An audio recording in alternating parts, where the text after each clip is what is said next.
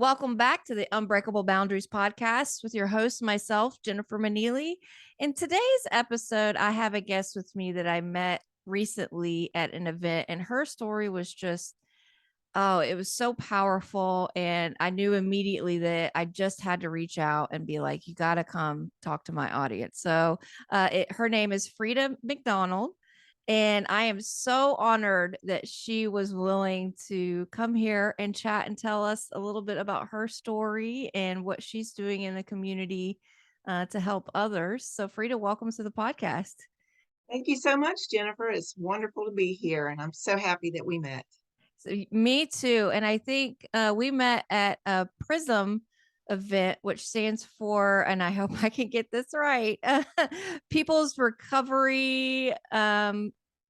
I don't remember the rest, but it's a recovery services conference. And it's basically the idea is we all the providers in this community and other people get together and we talk about how are we helping in the recovery community, whether it be with the families, whether it be with the person that needs recovery. It's all about education and just a great community to be a part of when, we have loved ones with substance abuse issues and we don't know where to go.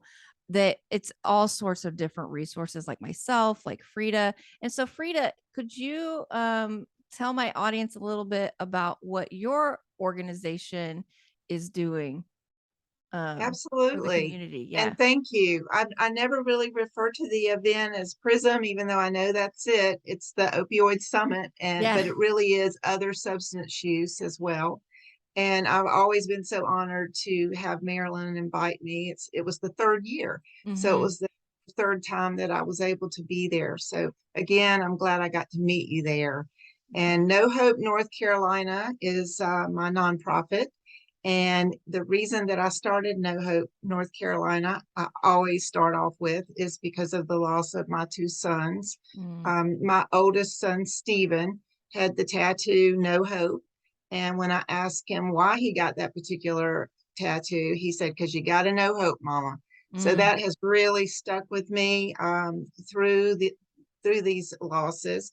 I lost him 10 years ago, January 26, 2012, and I lost him to gun violence. So that was not an opioid related loss or a substance use disorder loss, but it was a profound loss in my life and my Mm-hmm. family's life. And I did not really know where to turn.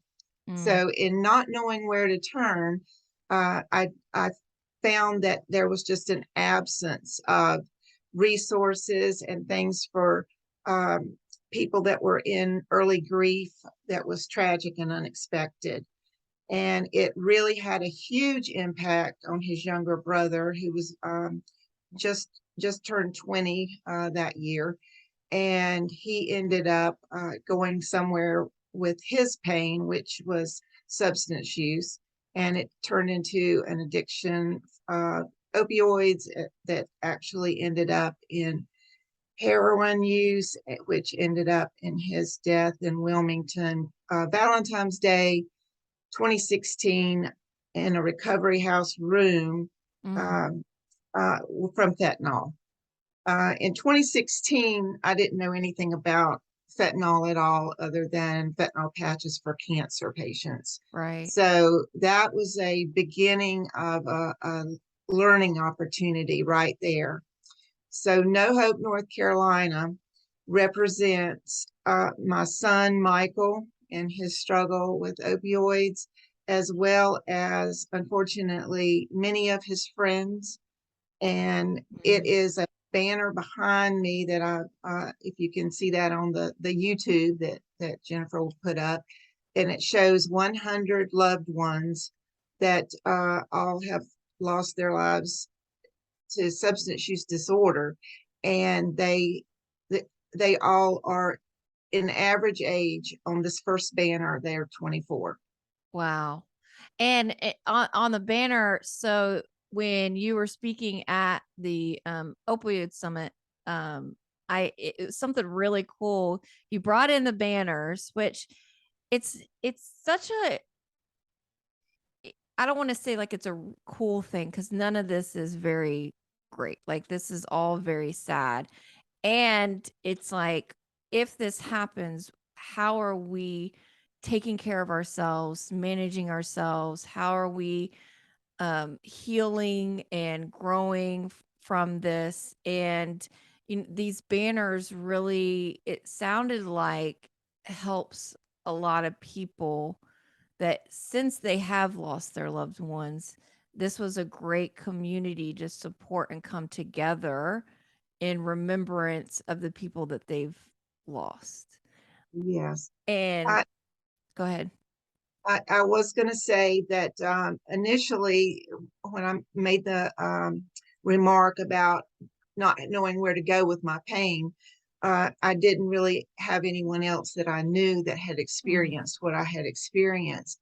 But as time went on, I became involved and began to participate and facilitate grief groups, and I began to meet people. Mm, And as I met people, I think we both said to each other earlier, it takes a village. As I mhm, met people, it was a real common thread that everybody wanted to do something. mhm, Nobody wanted anybody to have to experience what they had experienced. And they really had that drive to, I want my person to be remembered, of course, and also I believe that my person would want me to continue on and do something to help their friends and anyone else mhm, who struggled the way they did. And that was a very common thread with the people I began to meet. So in the interest of being able to connect with even a wider village, so to speak, I created a Facebook page, No Hope North Carolina, and on it it was the mission, which was to remember those that we've lost, support those in recovery, and mhm, give hope to the people that are still struggling. And I was very surprised at how many people in such a short period of time began to join the group. mhm, And it was just for North Carolina. So I had been on groups like Can You See Me Now that do banners all over the country that have everyone from California to North Carolina posting their loved ones. And they have 30 banners with 150 people on each of them. And I had gotten support from Tracy Curtis Carter and seen that happen. But I did think when I reeled it down to just North Carolina that I might have a couple of banners and they would just be nice to take with me to anytime I spoke at a rehab or anywhere that I went for a vigil or any type of remembrance event. But as it turned out, more and more people to this day are still submitting their loved ones. And I'm currently working on the fourth banner. And it's only been a nonprofit for a little over a year. wow. And it's so there was one summer of 2 or 3 years. It's about maybe like 3 years ago, and I lost a lot of people pretty close together. It was like it was not a great summer for me. Uh, Hard. yeah, and I was such in deep grief that I didn't know what to do for myself. Sorry, I was going to start getting a little emotional, but I was in so much pain that I didn't know how to handle myself, and I came up with this idea, even for just me, of creating. I have like a wall in my office, which you can't see because there's like a little block, but there's a wall that I have posted pictures of all the people that I've lost. And what was so powerful for me was my ability to kind of create that space so that each person, I can still, like, I'll every now and then I'll go to that wall and I'll stare and I'll pick someone to have a moment, a space that I can think about them, to miss them, to grieve them, to just honor. them and how powerful creating that space has been for my own grief process. So I imagine that with these banners that you're talking about, it's such a tragic thing to have people that we love have to go on to these banners. And what an amazing place for them to be, that we can honor them, that we can remember them, that we can keep their thoughts alive, and then we can help other people in their process of grief. I absolutely love what you just said, to have that sacred place that you can just go and when you're feeling those things and Mhm. honor those feelings, because those feelings are going to come out one way or another. And that Mhm. is a very, very safe place for them to come out, in your sacred place that you go to remember. And I totally believe it helps so much. Um, it makes me think about so many things that people do, but this past spring, I did an internship at Healing Transitions in Raleigh, and they have a place for people that they've lost too soon, with pictures in their detox unit.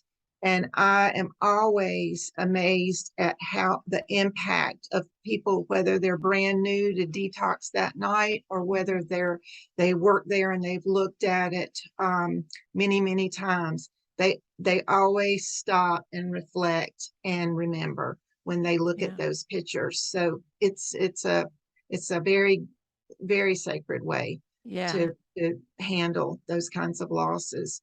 And in my own personal space that I'm sitting in right now, I have the smaller version of all of these banners, and I look at them every day in much the same way.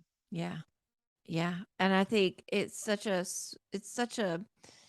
special thing for us to do for ourselves, because I know from um my uh, past of not really dealing with a lot of my emotions and covering things up, that have a tendency to come out in very interesting ways when I don't allow myself to really honor where I'm at in my feelings, whatever that means, however painful it is. When I don't honor those feelings, they have a tendency to come out in odd and interesting ways that usually involves me unintentionally hurting someone else.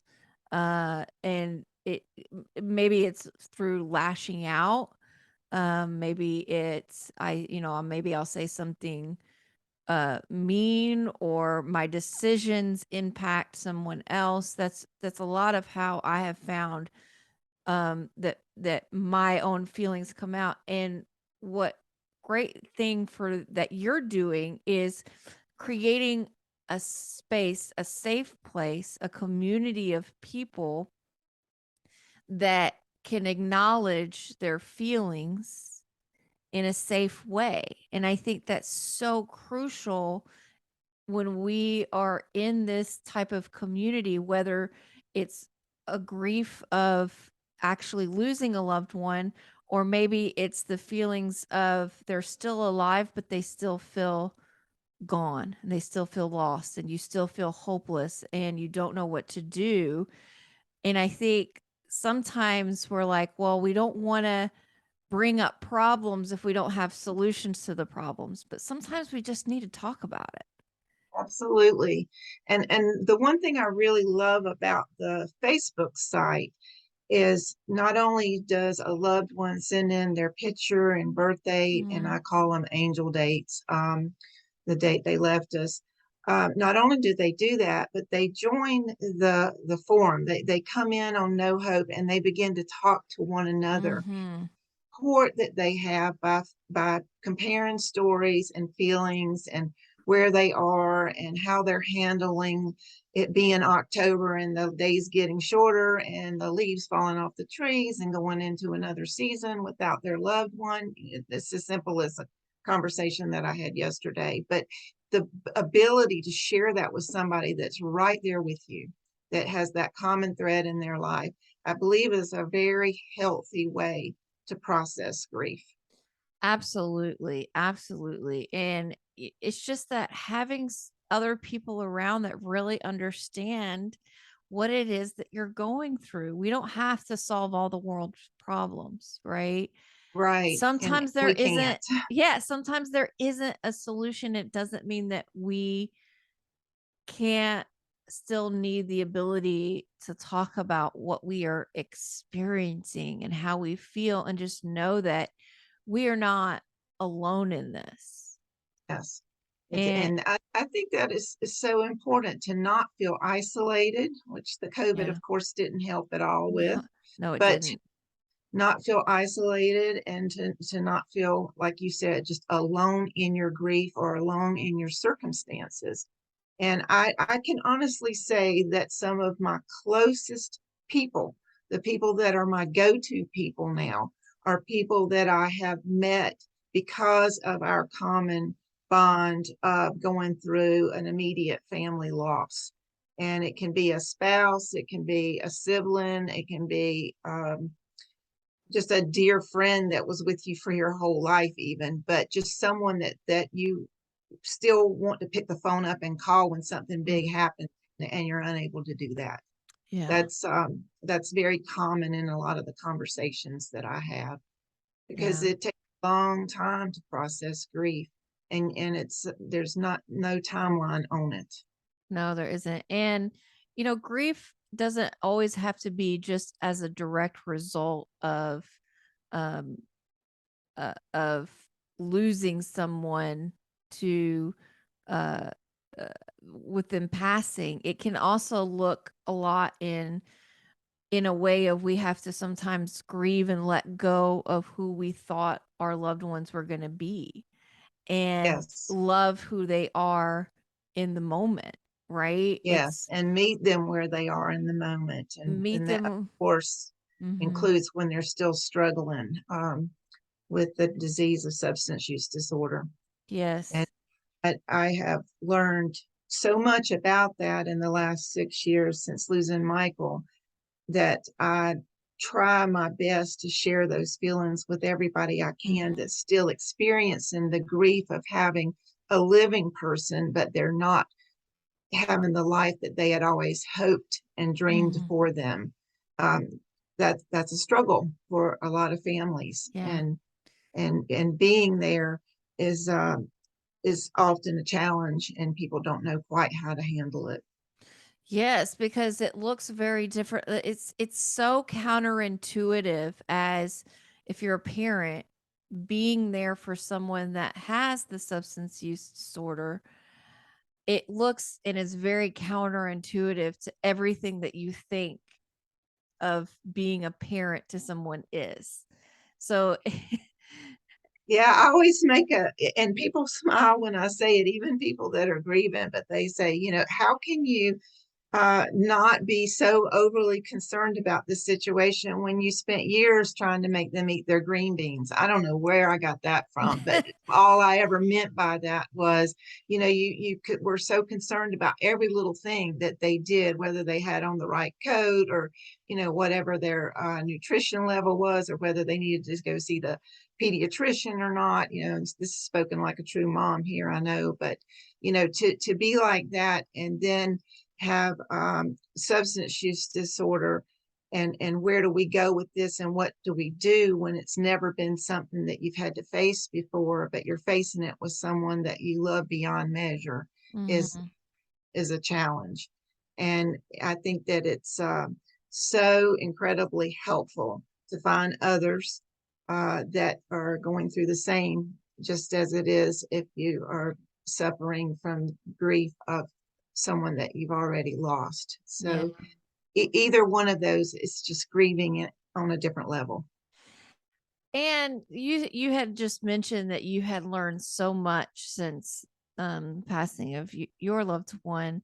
What would you say would be the number one thing that you've learned? I have learned that being there for someone you love through no matter what it is, that you will never regret it, because life is so unexpected and can be so short. And I am so incredibly grateful for everything that I did with and for my children. Mm. I just hang on to it. And those are some of my fondest memories. And Yeah. I understand. I've been in many, many conversations about enabling and all of that. And I get it. I know that there's like this, it's an art, not a science, of when to step in and when to step out kind of quote, right? That is very, very, very true. But you know your person Mm-hmm. better than anybody when it's a family member, and you know how they react and what they do, and you've got to trust your own gut Mm-hmm. on what to do for them. And I have really, really learned that, because I can live with the fact that I had many, many conversations, went to many NA meetings, did so many things with Michael, and he became so honest with me about his struggles that I learned from him. I learned more and more each day that he went through that. But if I had said, if I had made the choice to say, you can't live here, or you can't be in this environment until you get yourself together, or I'll just wait until he hits rock bottom, I would have never had the opportunity to be with him over the last couple of years of his life, because Yeah. his addiction was relatively short. I lost my two boys 4 years apart, and he started down that road after the loss of his brother. So I didn't have that much time. So I'm so thankful. That would be my Yeah. number one thing, that I'm thankful for being there for him in every way I knew how at the time. Yeah. And I think what you're saying, because this is a lot of the work that I do with parents that come to me, is I don't go down the road of talking about enabling or anything like that. I think that's a really vague thing and it's very unclear. And I can't, like me personally, I cannot tell anybody else what the right answer is for them and what they feel. And so, what we do tap into, just like you're saying, is, you know, really paying attention to a person's instincts. So, what feels good at the time? What do you think is going to really serve this person that's right in front of you? And that's really what we explore is let's look at all of the ways in which you think are going to help. Now, if you feel uncomfortable in an action that you're taking, let's look at that and see where we could be of service to this person in front of you while you're also comfortable, like with the decisions. Not that it's easy. No one's saying the decisions are easy, but how do you feel about the decisions that you're making? Let's forget about everyone else and what they're saying. Who cares? Right. Mm. And what I have gotten better at than I was that when my son was still here, is that I really do meet people where they are, and I really do talk to them about what the advantages that they feel they have by the lifestyle they're living, and what the disadvantages are about the lifestyle they're living, and get Mhm. them to just talk about them, because people listen to themselves more than they listen to anyone else. And so Absolutely. that's what I that's how I operate. That's what I do. I can't say I was always the best at that with my sons, because as I said, I am learning. I have been learning since, I more at that point took on the role that I was the parent, and I was supposed to be the one with the answers. And that is really not true. I did not have the answers to that particular problem in Michael's life. Right. So Because they weren't your answers to find. yes, that's exactly. Oh, that's powerful like that. They weren't my answers to find. And in reality, even if someone is your main partner, or your child, we all have our own life, and we all have our rights to our own choices. We Mhm. just hope for one another that we make choices that are good for each of us. And Absolutely. that's really the way it works in the end. So I think that my children gave me the most important gifts in life that I will ever have, and that is how to respect how where people are and try to meet them there and help them in whatever way that I can without hurting myself in the process. Yeah. Well, and it also comes back into because we have a tendency, it's like if someone's really struggling, immediately the idea is, oh, if you're struggling, well, I'm gonna help you. Yes, yes, Like that's just by nature, because I think at the end of the day, we care about each other and we want to support each other. And it's like, okay, well, let me tell you how you should live your life. right, right. And, And in reality, the having the knowledge of resources and being able to give them, but letting them go with whether they mhm, want to take advantage of those resources or not. It goes back to when to step in and when to step out. mhm, It's very helpful to someone if they're struggling and they don't know where to go or what to do, mhm. to be able to supply that for them, and do your Yeah. homework and figure out what may work, and but then let them choose what's best. Yeah. I am this reminds me, so next week I'm getting ready to go talk to some high school kids Hmm. about, all of this. And of course, by the very nature, it's all most of the time people want to lean very heavily on that idea of prevention and how bad drugs are, and the horror stories and the fear and all that stuff to keep them away from all the bad drugs. And of course, for me, it's like I had all of those same talks when I was in high school. All those people came in and they tell all the horror stories, and I'm like, yeah, those never really helped. And I was thinking about this. It's more of like, well, my approach and angle is talking about my experience of my emotions of what I was experiencing when I was in high school. And then also when they're ready, if they do go down a particular road, where can they go? What is Right, out there? And that there are things out there. They don't have to live the way that they're living. They don't have to experience the feelings that they're experiencing by themselves, and that there are resources out there. What are the good resources to turn to, even if they're in ninth grade or 10th grade and they're having feelings of just not really knowing who they are, and they're floundering, and right. where do they go? How do they ask for what it is that they need? Exactly. And And what you are really doing is you are offering hope. And that is really, really vital in particularly in I can remember middle school as well as everyone, we where we are in high school and the decisions that we're trying to make. And it's a very confusing time to yeah, have someone at least hand you these could be the options for you. These could be the resources. These are things that I believe gives people hope that they can do something a little bit different that maybe will be better for them. yeah, yeah, absolutely. And I really want to make sure that we have enough time, because I think um part of this is I would love to hear, who were your sons? Oh, thank you I for that opportunity. I love it. Stephen was my oldest son, Mhm, Stephen Hoyle, and I was a single mom for many years, and so that made him, in his mind, the man of the family. mm, And I love this question.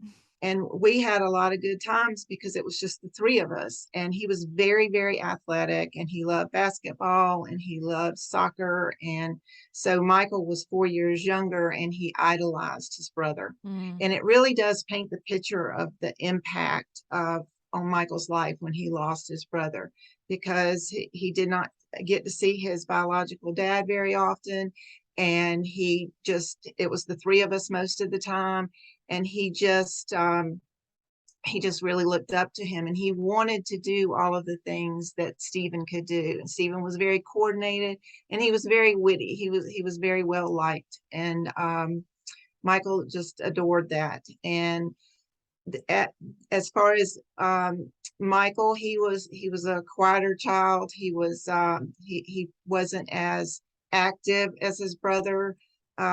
He did have many friends, and he was social. He just compared himself. He's just Mhm. so much more skilled than I am. He can walk in a room and he doesn't have any trouble talking to anybody.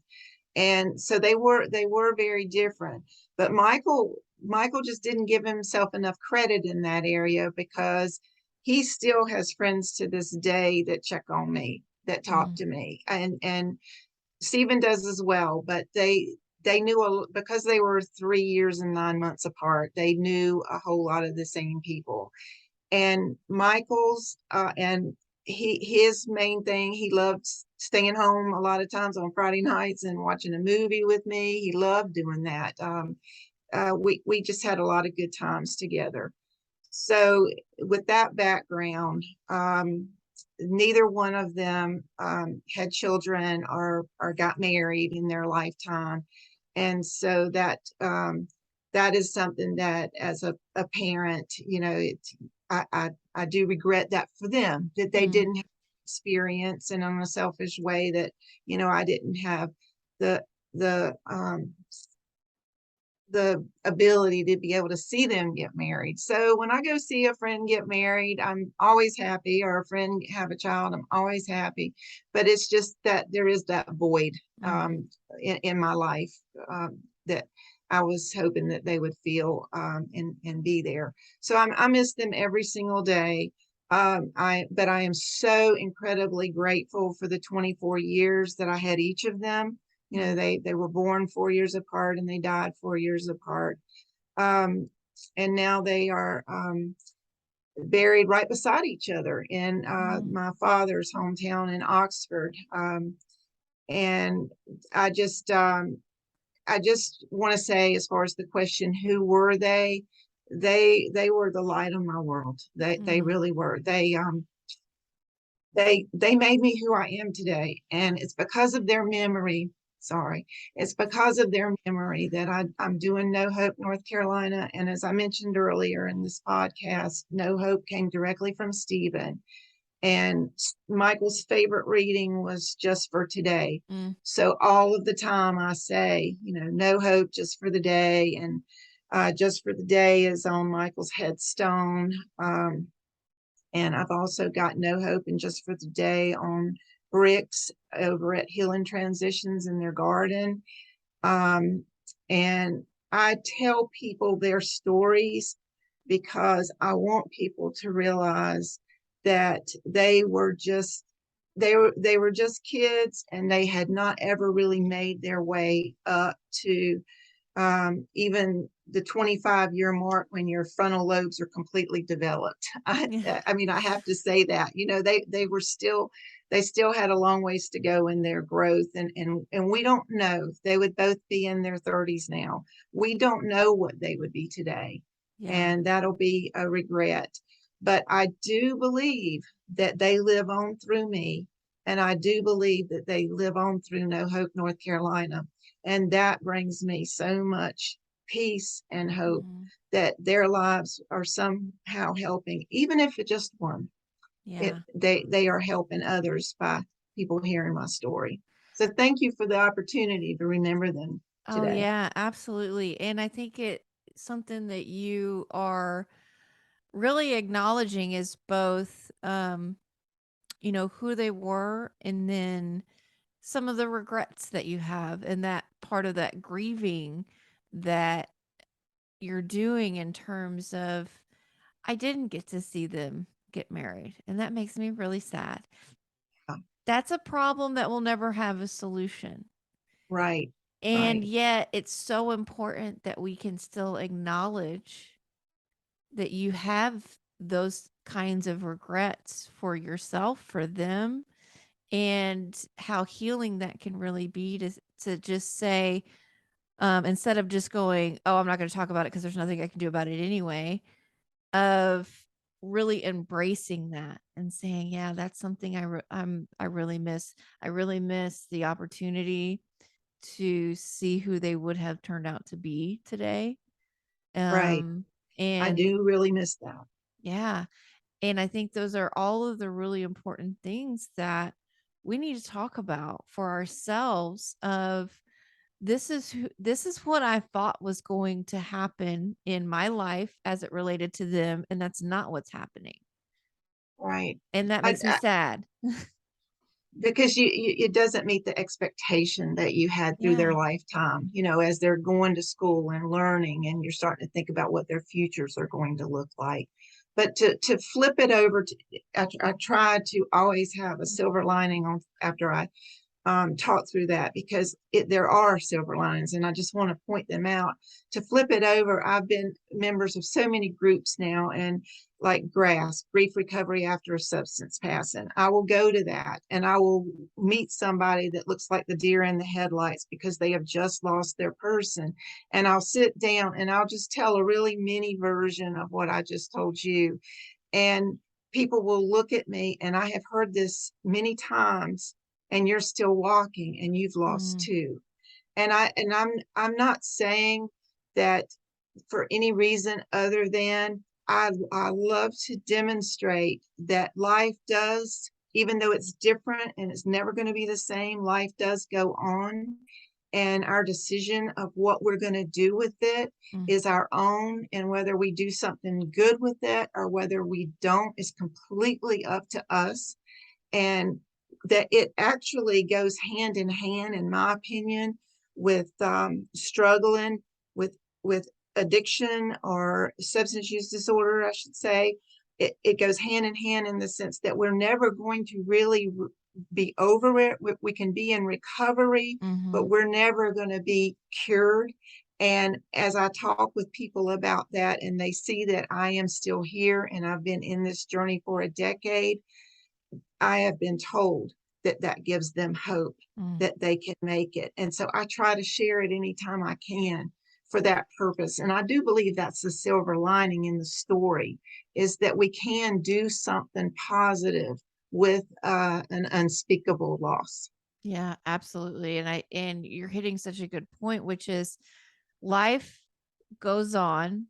We don't move on. We move differently in it. We can continue to move through it, but we will never move on, is how I usually Yeah. say it, because Yeah.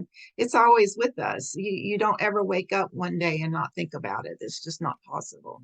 And I think what's so great is, bringing in that message of hope that it's like we move differently because I have seen families that get swallowed up by the grief.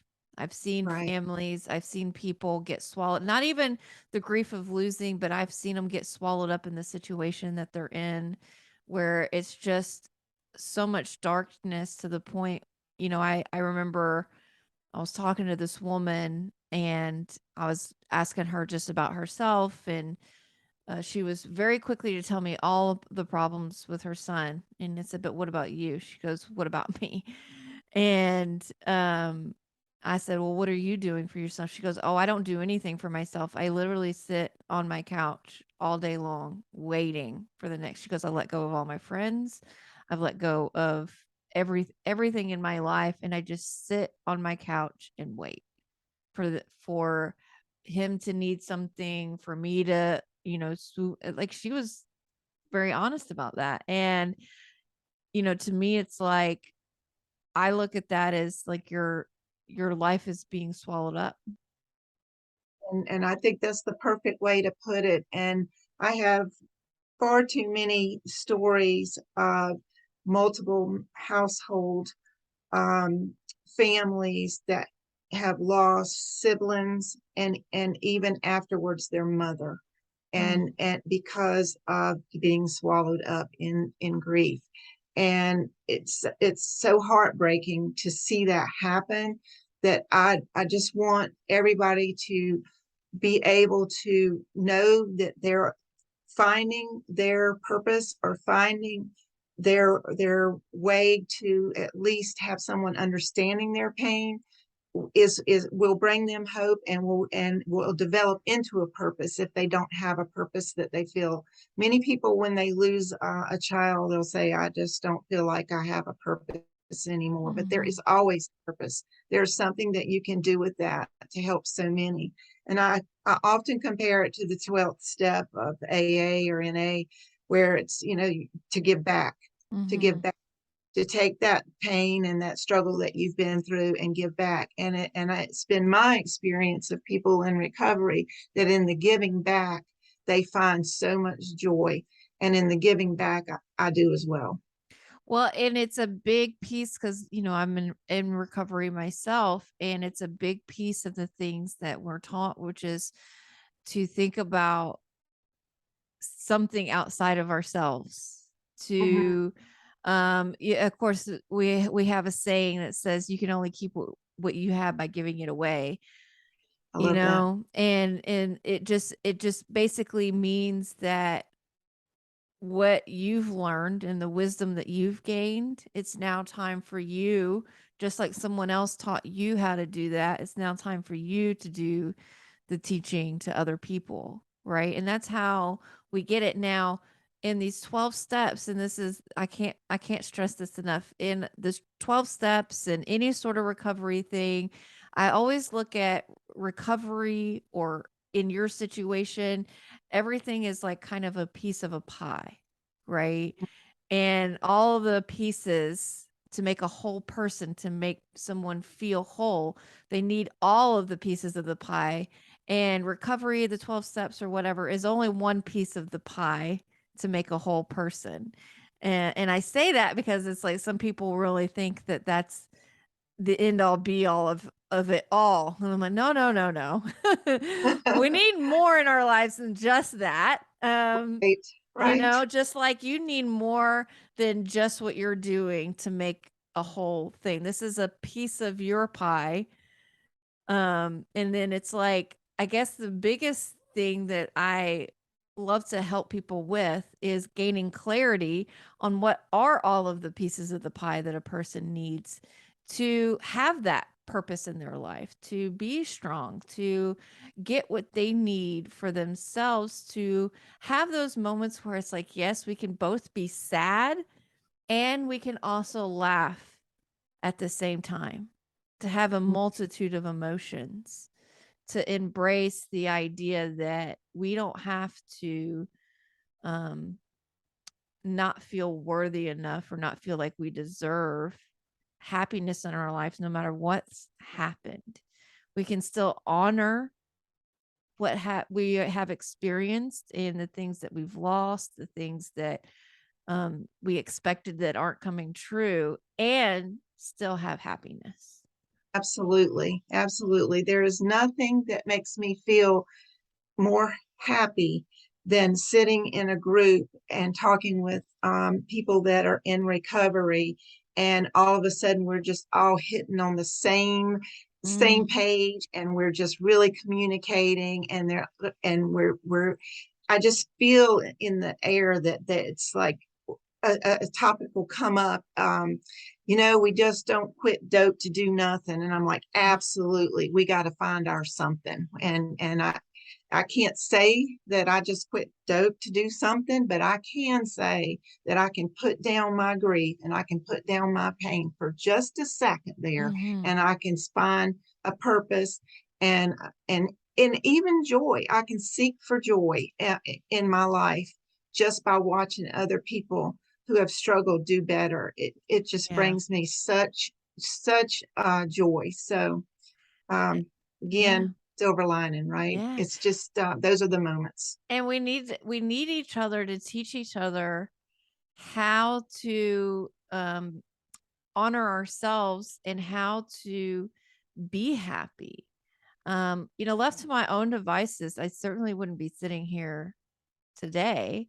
I've needed every person in my life that has shown me that I am worthy, that has reminded me that I am worthy of happiness, of having goals in my life, of teaching myself how to get out of bed and like be a functional member of society. It wasn't by myself. And I think that, when it comes to people, whether it's their loved ones that are in this situation, whether it's you, it's like we all need each other to share that wisdom and to feel connected to each other, that says, yes, I know exactly where you're at. And these are some of the things that I've done that have helped me.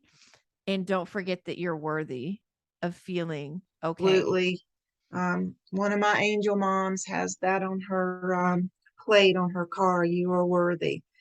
She lost her daughter, and it's so true. You are worthy, and you got this, and you can Mm, do it. All it takes is that your own internal mm, desire, and reaching out for the resources and going for it. And absolutely. I love seeing people do it. Just look at what you're doing with this Unbreakable Boundaries podcast, right? Look what you're Yeah, doing. And I you're know. giving this person here, me, the opportunity to share. And that is, as a mother's greatest fear, that our Mhm. love be forgotten. And that, how can they be forgotten when you're doing a podcast? So that's an awesome opportunity, and I appreciate it so much. Absolutely. And that's what I really wanted this space to be, is just a place for people to land, Mm-hmm. to, okay, maybe, because what I have found is that a lot of times parents that are going through this, they're not quite ready to reach out to talk to anybody. They're still kind of in hiding. And it's like, well, I want to create a space that gives them just a little bit of courage, that gives them the information that makes them feel not so alone, that makes them feel like they can let go of their shame for a minute, and says, go reach out, ask for, you may not even, it's not even asking for help, but even asking, so what do I need to do? Where do I turn to get some of these questions that I have answered?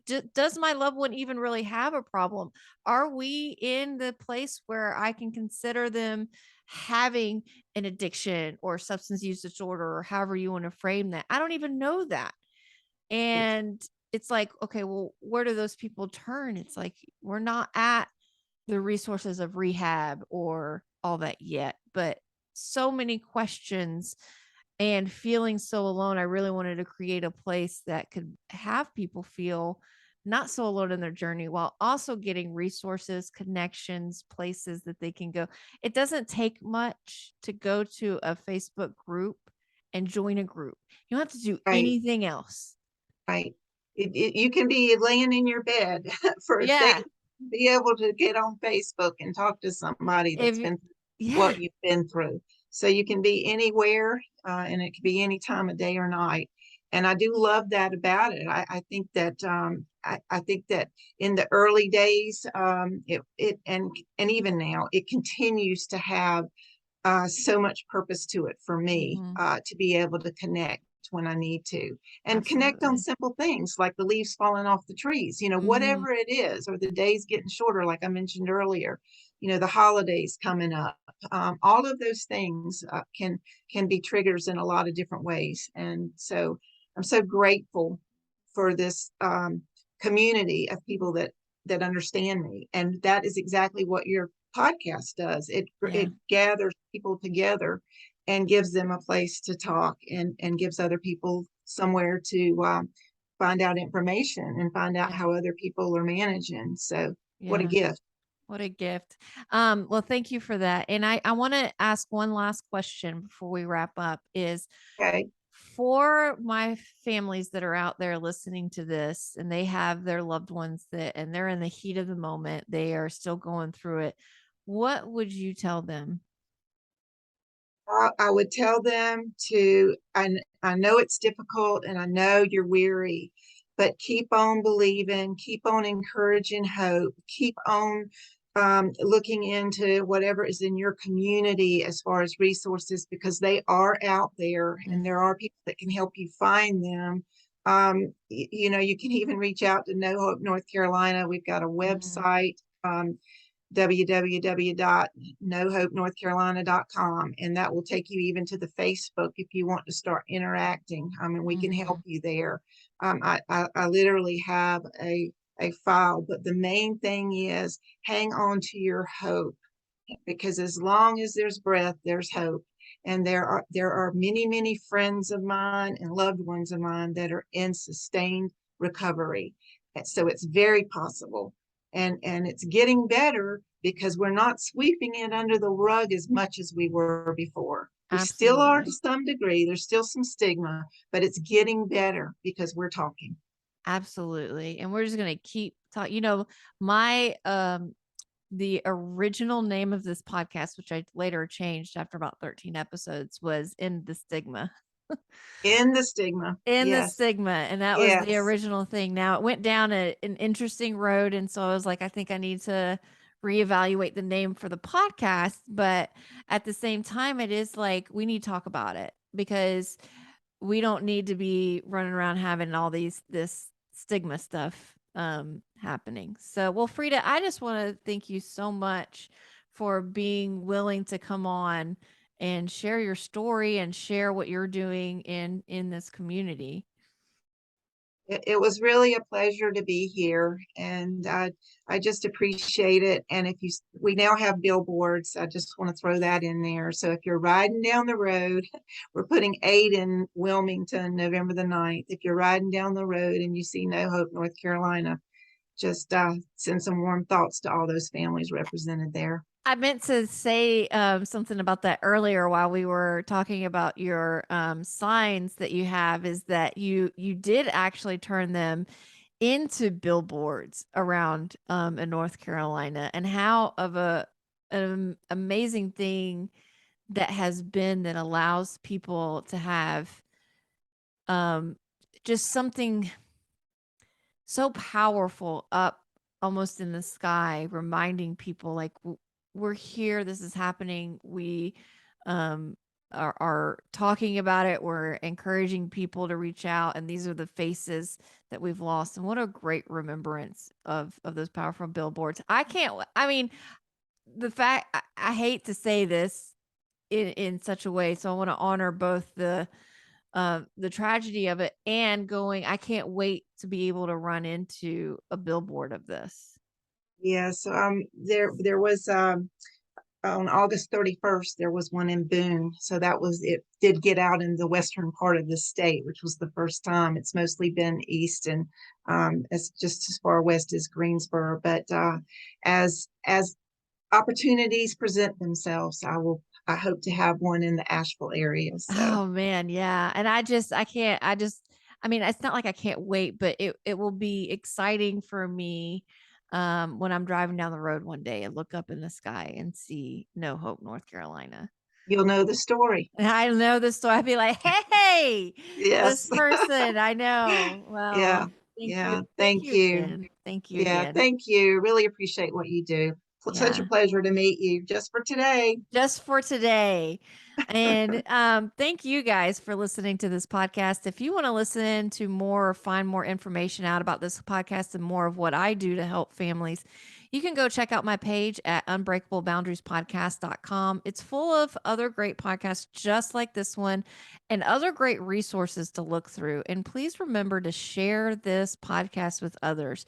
You never know who may need to hear this. People are often hiding their battles in this arena, and sharing is a great way to provide this valuable resource to a person you may not even know who needs it. And don't forget, there is always hope, even when things seem the most hopeless.